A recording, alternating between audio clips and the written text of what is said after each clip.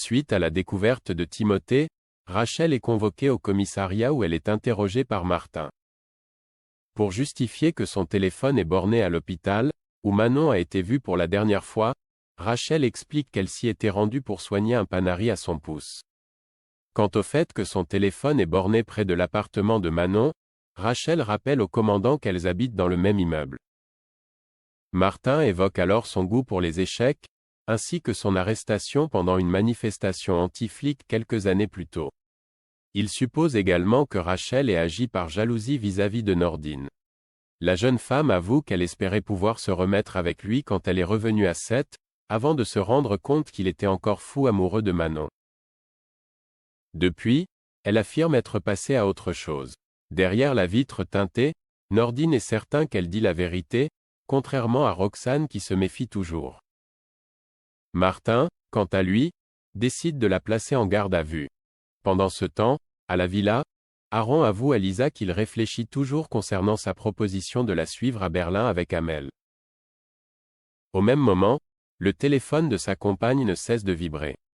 Il découvre alors plusieurs messages envoyés par Martin aux sous-entendus sentimentaux et sexuels. Lisa est très étonnée. Au commissariat, Lisa interrompt Martin et Timothée pour demander des explications au commandant. Ce dernier tombe des nues. Il découvre ensuite qu'il a également reçu des messages de Lisa qui sont de la même nature. Timothée suppose que Sungam a hacké leur téléphone pour faire passer des messages subliminaux concernant sa partie d'échecs. En analysant les messages, Timothée découvre que Martin est le roi, tandis que Lisa est le fou. Un peu plus tard, Roxane et Timothée informent Martin que Sungam leur a envoyé un plateau d'échecs où les pièces du jeu symbolisent effectivement des personnes du commissariat. Manon et Roxane sont des pions, tandis que Martin est le roi. Refusant d'être mis sous protection, ce dernier veut se concentrer sur Manon.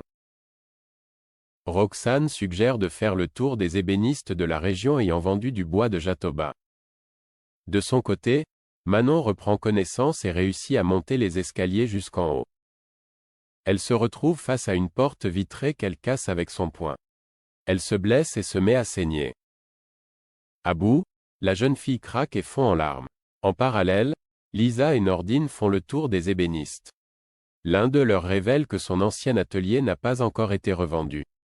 Les policiers, qui estiment qu'il s'agit d'une planque parfaite pour séquestrer quelqu'un, s'y rendent immédiatement. Tandis que Manon ouvre la porte vitrée et se retrouve sur le toit de l'atelier, Nordine et Lisa débarquent. La jeune fille qui s'était déjà avancée pour fuir, tente de faire demi-tour lorsque Nordine essaye de la rattraper.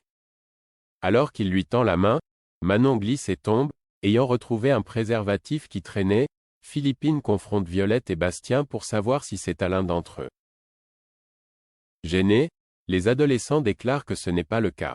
Charles, qui vient les rejoindre, avoue que c'est le sien. Plus tard, Philippine fait le point avec Swazik à l'hôpital après une mammographie.